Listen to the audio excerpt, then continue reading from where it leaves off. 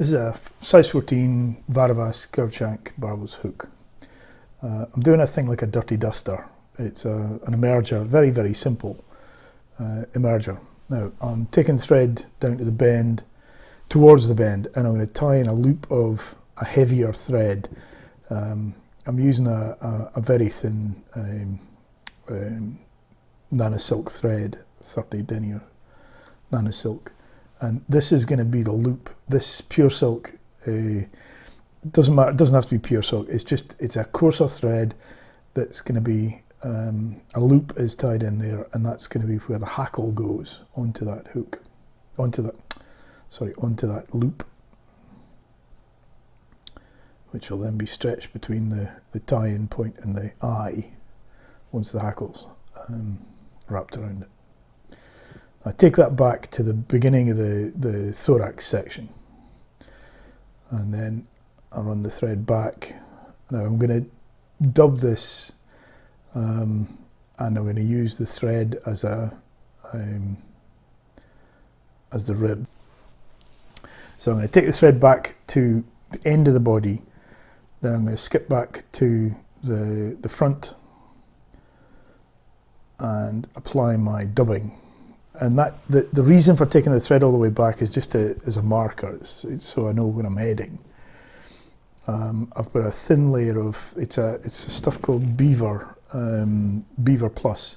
It's really nice. It's a fine, fairly short staple dubbing. Nice mixed stuff. So I'm going to wrap that back, nice and slim,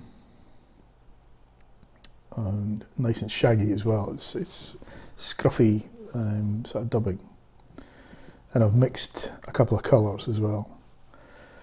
And that's back to the base, back to the end of the body.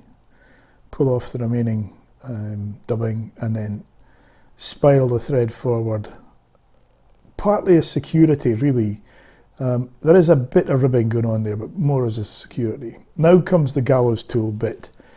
I'm going to stretch the loop into catch it in the jaws or onto the clip of the gallows tool. The idea is it's held under tension, so I've got a firm post-like thing to wrap my hackle around. It's not actually a post, but it does the same job. So I prepared a hackle. I'm using a ginger grizzle hackle, nice hackle. This is a neck hackle, if that's of any interest.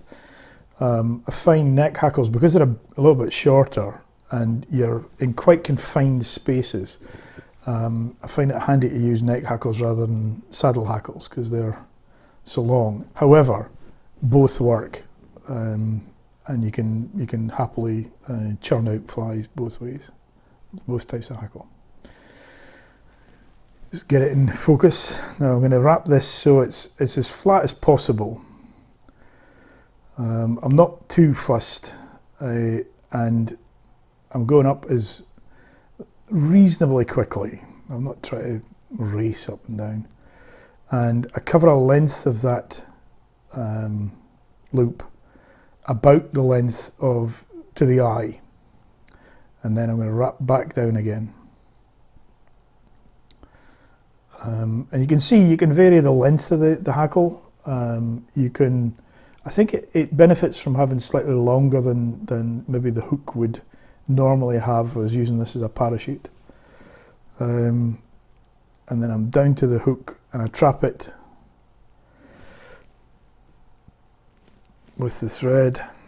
I'm actually putting it in a pair of hackle pliers, and I can release the loop at this stage as well, so it's quite easy to move things out of the way and then pull it back, and the hackle's tied in against the stem, and then it makes a bit of a mess because you've got barbs facing forwards, but it's easy enough trimmed.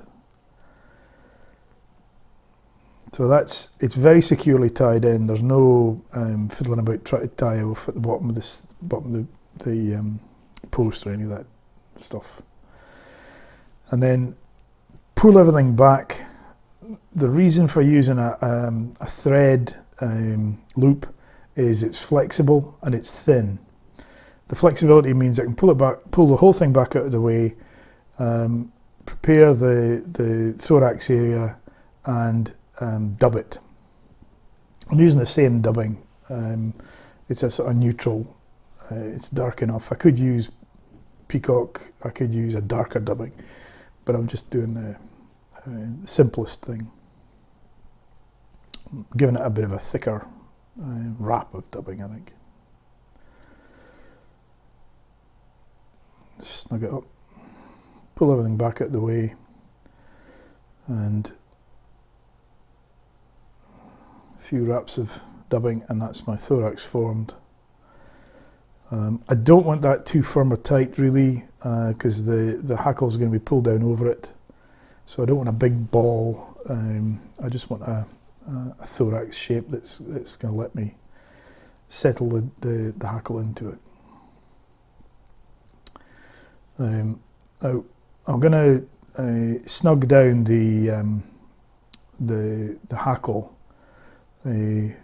Just open up the loop a wee bit and use a dubbing needle just to press down the hackle. It's actually quite nicely compacted, so I'm not fussed. But if it had gone a bit sparse and a bit long, this would push it down and just compact it a bit. Sweep everything back. It's like doubling it, but not quite.